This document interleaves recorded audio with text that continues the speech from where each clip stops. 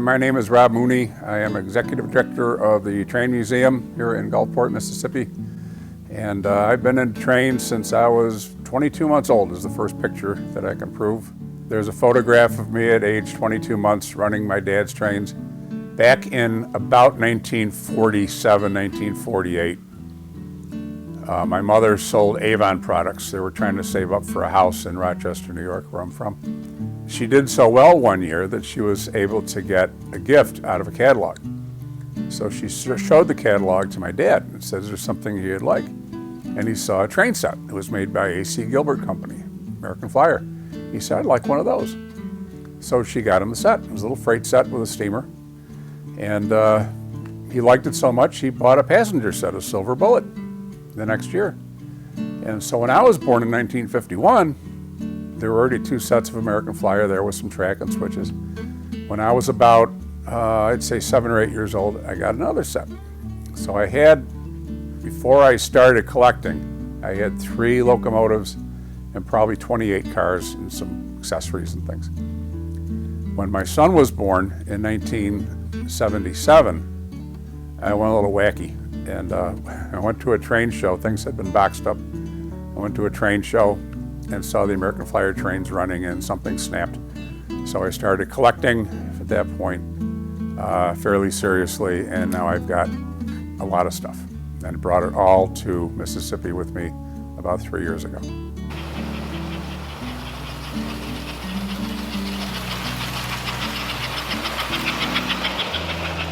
I've been into it ever since. I've had basements full of trains all my life, and my basement is now here at this museum, and it's about 5 times the size of anything I ever had. I have 350 square feet of American Flyer S-gauge layout.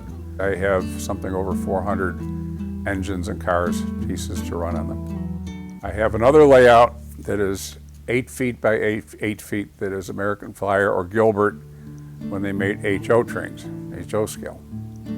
And I have a layout of just track and engines and cars of American Flyer with some plastic-filled buildings which were of the period.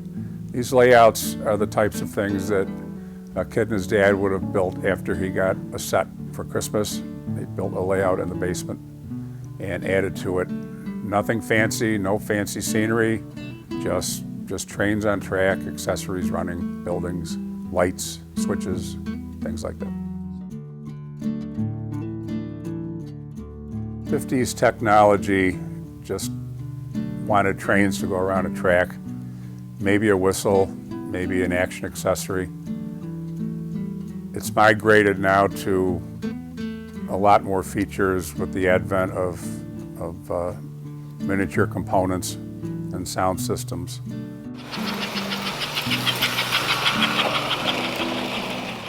You can create some very realistic sounds in some very small trains. N-gauge has fabulous sound. The difference is these are toys. These were sold as toys. People take their trains, in many cases, a lot more seriously now. I can't think of anybody, and I go back a ways, that bought American Flyer trains with the intention of having a big scenic layout. I'm sure there was some. But most of the time it was, as you would see it here, take it apart, put it in the box. Take it out of the box, put it down, Christmas, whatever, play with it through the winter, take it apart, put it back in the box. Some people had permanent layouts, but I don't recall any that were snow-capped mountains and things like that. Modern day is more about realism, so you can stand back and look down at the layout and it looks like you're looking at it from an airplane. This stuff was intended to be toys.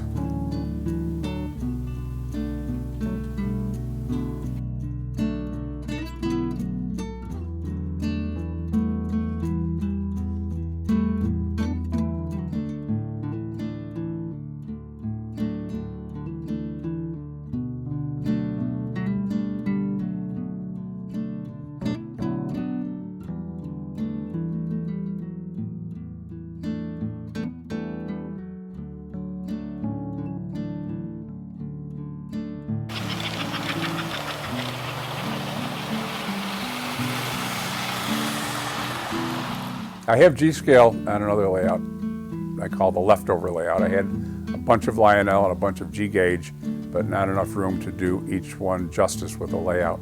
So I just put it up as a giant test track.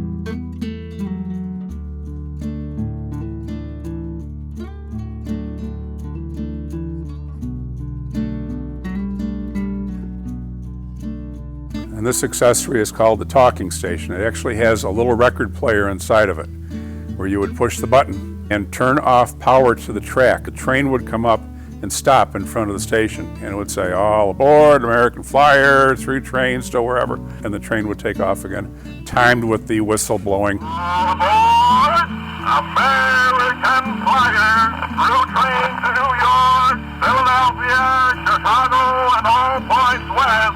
Forward.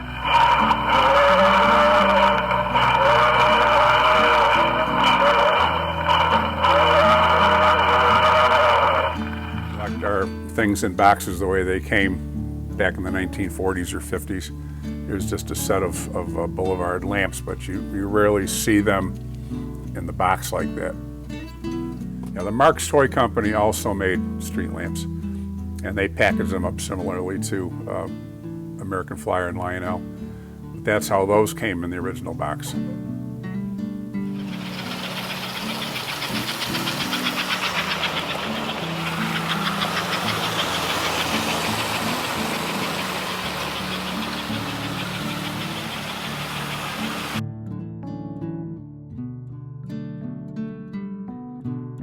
I started this with picture proof at age 22 months. I have no plans of stopping, and maybe when I'm 100 years old in 22 months, we can take another picture. But I have no plans of ever stopping playing with trains.